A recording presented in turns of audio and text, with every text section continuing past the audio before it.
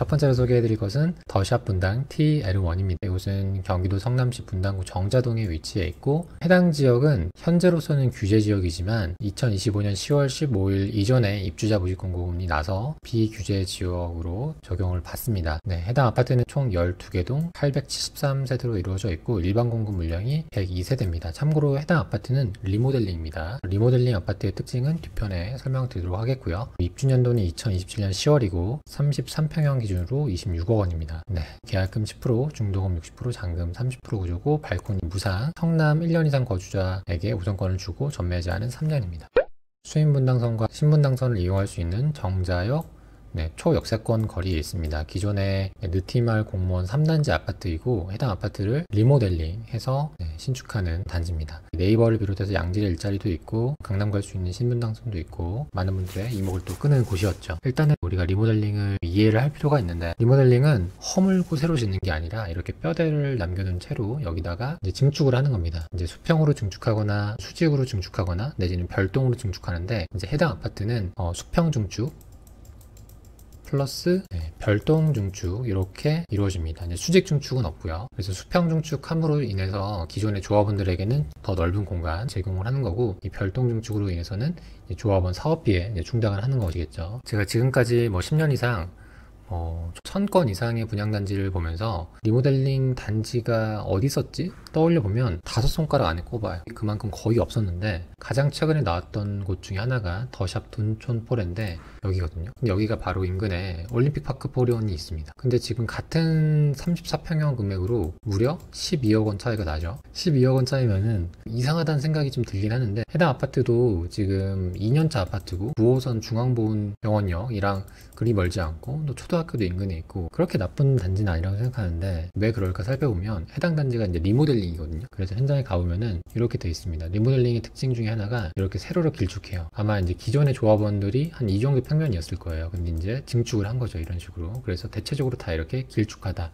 라는 것을 볼 수 이 포스코 건설, 더샵 브랜드가 대부분 이 리모델링을 수주하고 시공하는 것 같습니다. 그래서 이번에도 이 더샵이라는 이름이 붙었죠. 평면도를 보면 이런 식으로 길쭉한 걸 볼 수 있습니다. 평면이 이쁘지가 않아요. 남향으로 해를 받을 수 있는 면적이 서피스 면적이 좁고 거의 없죠. 여기밖에 없으니까. 그리고 뒷방은 좀 춥다. 그래서 좀 감가가 되어야 된다는 것을 일단 인지하실 필요가 있습니다. 그리고 또 하나 있었던 게 잠실 더샵 루벤. 여기도 2025년 3월 입주인데 바로 인근에 있는 헬리오시티가 30억에 거래되는데 여기는 40평이긴 하지만 23억. 근데 그렇다고 해도 거래량이 많지 않습니다. 여기 잠실 더샵 루벤이고요. 아까 말씀드린 것처럼 여기 세로 방향 길이가 상당히 긴 걸 볼 수 있습니다. 그렇죠? 그리고 여기도 역시나 포스코 건설에서 시공을 했고요. 2023년 8월에 로드뷰인데요. 지금 이렇게 뼈대를 남긴 상황에서 증축 공사를 통해서 이렇게 만든 상황입니다.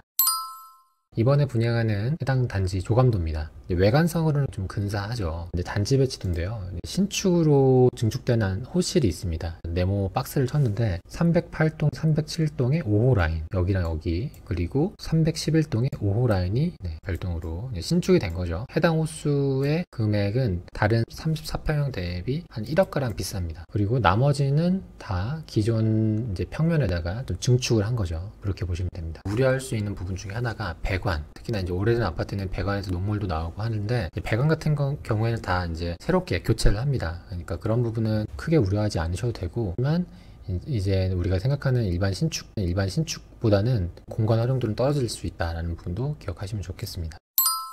보시면은 평면인데요. 평면이 이런 식으로 잘게 쪼개져 있어요. 지금 타입만 해도 8개고 그 안에서도 세분화되어 있기 때문에 타입이 굉장히 많습니다. 예를 들어서 내가 만약에 84A1에 당첨되고 싶다고 해도 일단 84에 넣어야 되고 84를 넣는다고 하더라도 어떤 타입에 당첨될지는 랜덤인 거죠. 랜덤. 이렇게 보시면 될 것 같고요. 그리고 아까 말씀드린 여기 3번과 4번이 신축하는 별동이라고 보시면 됩니다. 타입을 좀 볼 필요가 있는데 이 타입을 보면 무난한 타입들도 있지만 쳐다보고 싶지도 않은 난감한 타입들도 있기 때문에 꼭 타입을 봐야 됩니다. 해당 단지는 줍줍까지도 나올 수 있을 것 같거든요. 그래서 이 타입의 호불호가 상당히 나뉘기 때문에 주의를 하셔야 됩니다. 이 84A4-2는 신축이에요. 여기 311동의 5호 라인 있죠? 4베이 판상형이니까 이게 가장 무난한 그리고 베스트 평면이라고 보시면 되고, 그리고 84A6 여기도 307, 308의 5호 라인 여기도 3베이 판상형의 주방창 있고 남향이고 여기도 무난한 타입입니다. 이제 뒤편으로 갈수록 갸우뚱한 타입들이 나와요. 66 A1부터 보시면 이렇게 뒤편으로 확장 공사를 했기 때문에 뒤로 좀 길쭉한 모양 보실 수 있고 66 A1-1 대체적으로 비슷한데 좀 심각한 것만 좀 자세히 들여다보도록 하겠습니다. 74 A1 이 정도는 이제 무난한 타입이죠. 그리고 74 A2도 남양, 여기가 이제 남양도 있고 그리고 이렇게 뭐 동양도 있고 섞여 있기 때문에 나중에 줍줍하실 때도 좀 향도 꼭 주의하셔야 되고 74 A2-1도 이렇게 되어 있습니다. 네, 요 타입만은 가장 좀 꺼려지긴 합니다. 물론 여기 줍줍 나와 있는 게 하나밖에 없긴 해요. 그쵸? 302동에 여기인데 타입이 굉장히 길죠. 거의 우주선 같은 모양인데 이런 타입 같은 경우에는 26억 하기에는 가정가구가 크기 때문에 이 배치하기도 힘들고 해도 여기밖에 들지 않고 여기는 항상 좀 추운 그런 상황이겠죠. 84 A1-7 여기 3베이 판상형이고 여기도 3베이 판상형. 그래서 타입들이 혼재되어 있기 때문에 줍줍이든 어떤 선택을 할 때 꼭 이 단지 배치도 평면도 보시고 선택하시길 바라겠습니다. 이제 금액을 보면요, 사실 오늘 반포와 분당이 34평 금액이 똑같아요. 근데 한 군데는 분상제 지역을 적용받아서 시세보다 저렴한 거고 이제 분당 같은 경우에는 분상제 적용을 받지 않은 거죠. 보시면 26억 정도 합니다. 26억 정도. 특히나 아까 A6과 A4-2 같은 경우에는 지금 기존의 증축공사한 단지 대비 1억 정도 비싼 걸 볼 수 있죠. 계약금 10%에 중도금 60%. 참고로 여기는 비규제 지역을 적용받은 단지이기 때문에 중도금 60%까지 가능하니까 뭐 장점이 될 수 있겠습니다. 근데 전매가 되지 않은 건 좀 다소 아쉽지만 바로 아래에 상록 우성 아파트가 있습니다. 같은 평형대 34평대 금액을 보면 올 초 대비 오른 금액이 무려 한 8억에서 9억 정도 돼요. 사실 인근의 아파트 금액이 25억이다 라고 하면 이번에 나오는 분양가가 그렇게 비싸지 않다라고 판단할 수 있지만 이 금액도 사실은 이렇게 서서하게 차곡차곡 쌓여서 여러 거래가가 이렇게 쌓여가지고 올라갔느냐, 그리고 이렇게 몇 개의 전만으로 이렇게 급격하게 올라갔느냐, 이 두 가지의 차이는 굉장히 큰 차이가 있죠. 왜냐면은 이런 단지 같은 경우에는 무너져도 서서히 무너지는데 이렇게 급격하게 오른 단지는 사실은 무너지는 것도 한순간이거든요. 사실 이 부분은 좀 조심스럽긴 해요. 뭔가 하나의 규제가 더 얹어진다면 순간적으로 심리도 무너질 수 있다는 거죠. 그래서 이 기준점을 단순하게 24억, 25억으로 세우기에는 조금 조심스러운 부분이 있다라는 거고요. 그리고 바로 앞으로 이제 초등학교, 중학교가 있다는 것은 장점이긴 한데 사실 이 분당, 서울을 벗어난 분당까지 오는 데는 단순히 직장만 가지고 오는 게 아니거든요. 무엇보다 제일 중요한 게 학군인데 사실 이 단지는 학군지가 아니에요. 그래서 우리가 뭐 학군지를 볼 수 있는 여러 가지 방법들이 있는데 뭐 카페 같은 데 검색을 해봐도 이렇게 이제 어느 정도 그 학교의 특징들을 알 수 있죠. 이 마법의 단어 차키오가 있죠.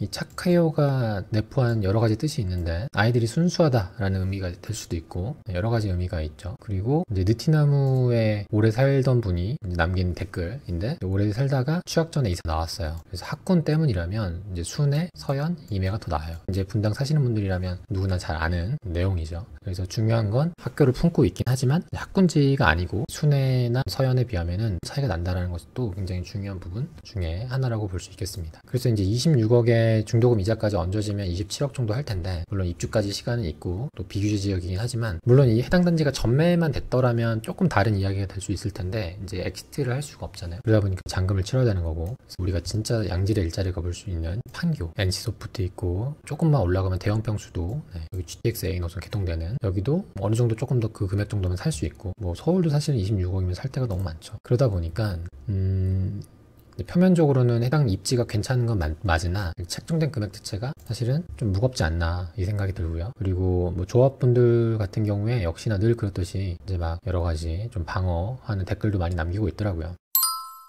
그래서 제가 느낀 거는 우리 그런 거 있잖아요. 그 경차 사러 갔다가 람보 외제차 사는 것처럼 이 금액이면은 조금 더 얹어서 뭐 이거 살 걸 약간 이런 확장의 개념처럼 이제 더 큰 차, 좋은 차 사는 것처럼 충분히 있지 않을까? 그리고 이제 재건축이라면 이거 또는이에요. 둘 다가 아니고 또는이에요. 둘 다가 아니고 압도적인 학군지였더라면 좀 고려해봤을 텐데 뭔가 좀 끌리지 않는다라는 생각이 드는 단지긴 합니다. 근데 이제 일반 공급 물량이 100여 세대다 보니까 또 누군가한테는 어떤 이유로 완판이 되긴 하겠지만 저 개인적으로는 일단은 좀 끌리지가 않는 상황입니다.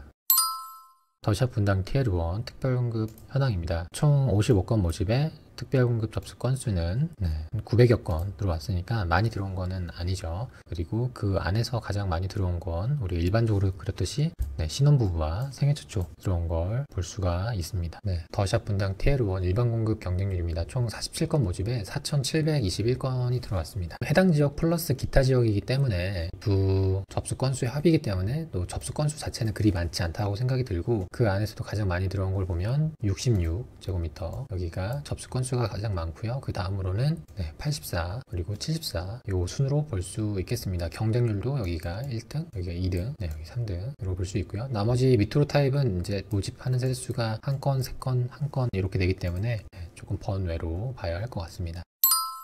이제 해당 단지뿐만 아니라 용인시 수지구도 이렇게 리모델링하는 단지들 많이 있거든요. 그리고 1, 2 신도시 같은 경우에도 재건축이냐 리모델링이냐 이런 걸로 많이 다투고 있는데, 그 지역에 첫 출발하는 단지가 쭉 유지될 확률도 커요. 그래서 리모델링이면 리모델링, 재건축이면 재건축, 이제 이렇게 나가는 경향이 크기 때문에 오늘처럼 이렇게 한번 막스 해놓는다면 나중에 이제 가치 판단하기에는 훨씬 더 용이하다라고 말씀을 드릴 수 있고, 그래서 정리를 해보면 강남 갈 수 있는 신분당선 바로 앞에 있다는 것은 막강한 프리미엄임에는 분명하나 리모델링 단지 치고는 다소 비싼 분양가로 인해서 완판되기까지는 좀 시간이 걸릴 것 같다, 이렇게 정리를 해볼 수 있겠습니다.